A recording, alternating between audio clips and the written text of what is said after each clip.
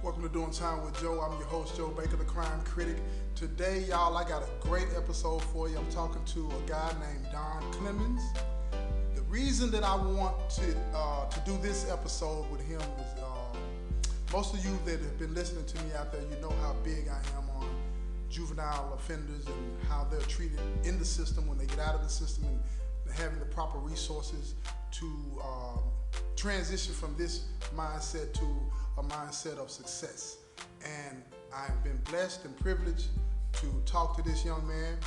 And before I introduce him, let me lay the foundation for you a little bit. This young man, from what I was told, and if I say anything out of pocket, we'll correct that as we go through this show. But this young man came to prison when he was 16, did 25 years, and got out, right? And came back. But the story, how all of this came about, and what he learned in here and what he learned out there and how he went about conducting his life is something that I think that everybody needs to hear. And with that said, I'm going to introduce you to Mr. Don Clemens. How you doing, brother? Doing good, Joe. That's good. Appreciate you having me here today. Oh, look, it's my pleasure. Trust me on it, it's my pleasure. Now, when I saw you last night, I'm gonna jump right into this, y'all. So y'all sit back and relax on this one. When I saw you last night, first time meeting you, Yes, sir. we got to talking, and you made a comment about, you said something about a hard reset. Absolutely. And you were talking to somebody else, and I interjected myself into the conversation, and because I was curious about what you meant by that. You know, you were sharing your story, and I wanted to know what that meant. And you started to explain that to me, and it led to us talking, and you started to share your whole story with me. So with that, introduce yourself to the people, tell them whatever you want to tell them, and then we're going to jump right into this interview and why I really wanted to talk to you. So go ahead. All right. My name is Don Clemens. I'm 42 years old. In 1996, I was convicted of second-degree murder and aggravated robbery. I was sentenced to 37 years. That was the plea agreement I took, as opposed to taking a life sentence that was looming over my head. So I spent 25 years incarcerated, and I was released in May of 2021 with what I believe to be all the tools necessary to succeed upon release.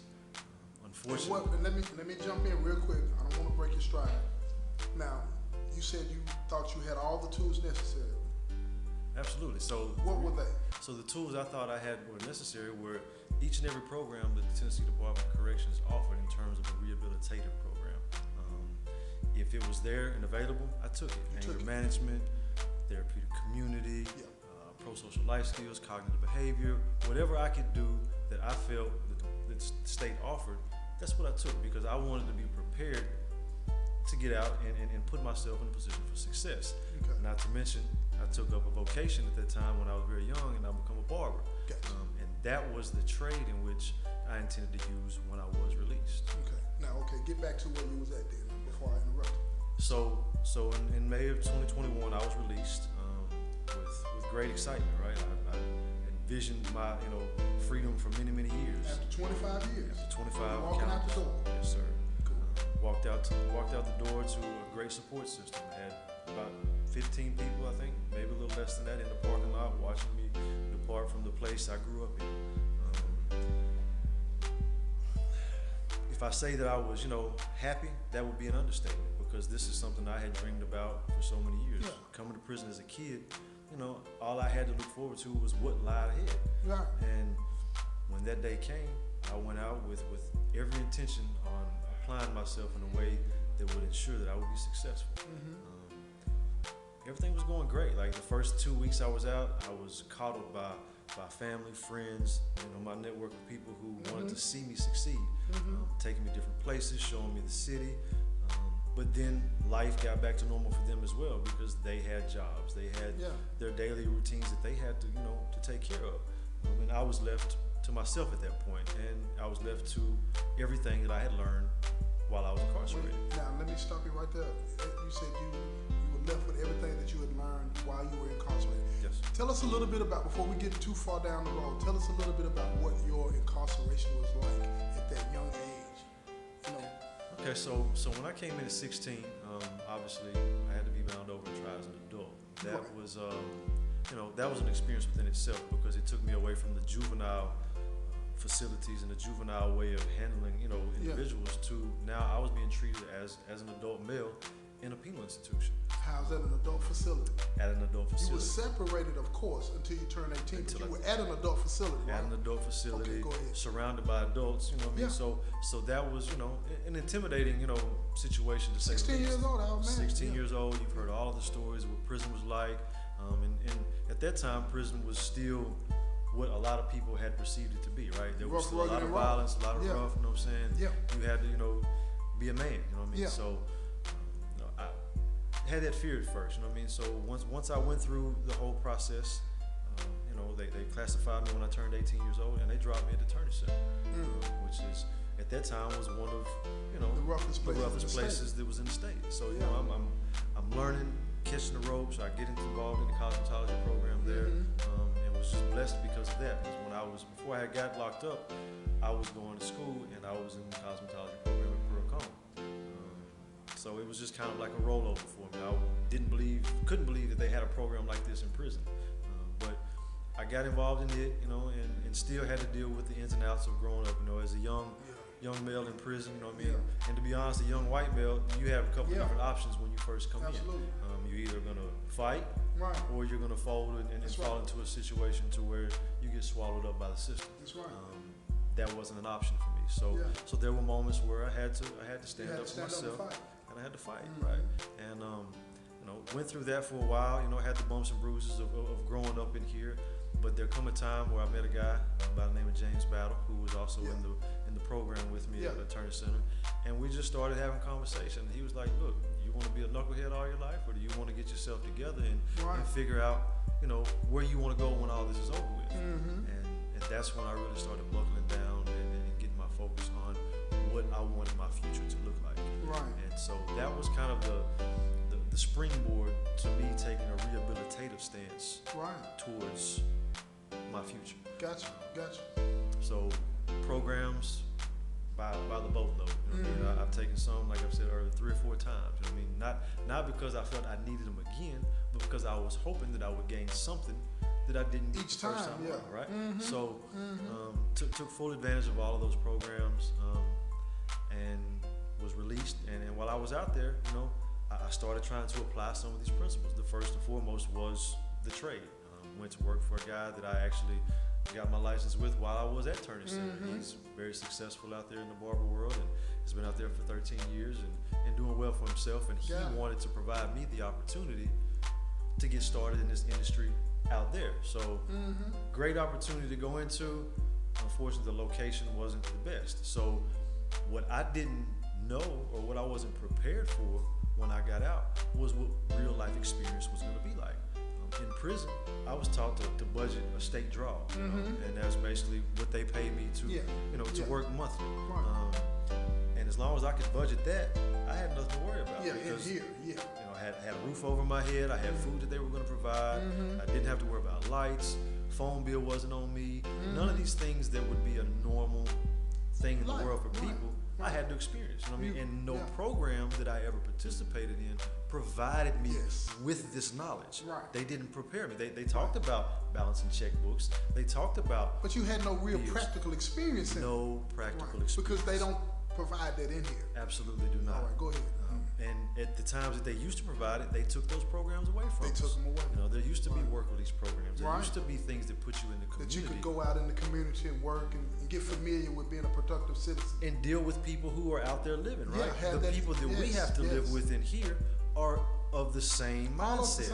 Surviving, making our way through these days so that we can eventually return to that promised land we all dream of. Exactly. That wasn't the reality for me. When I got out there, the real world hit me in the face.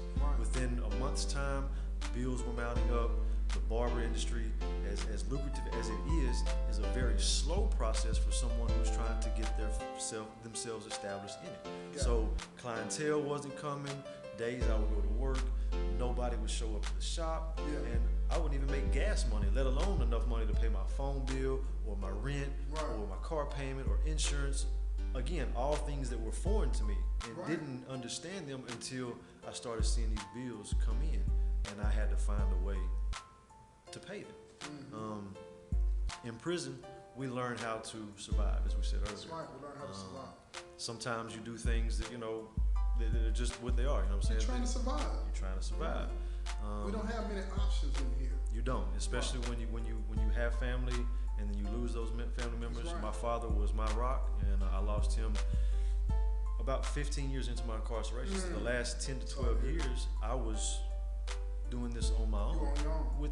with the people that I had established with, but their burden wasn't to provide for me financially. That was Right. my responsibility. Right.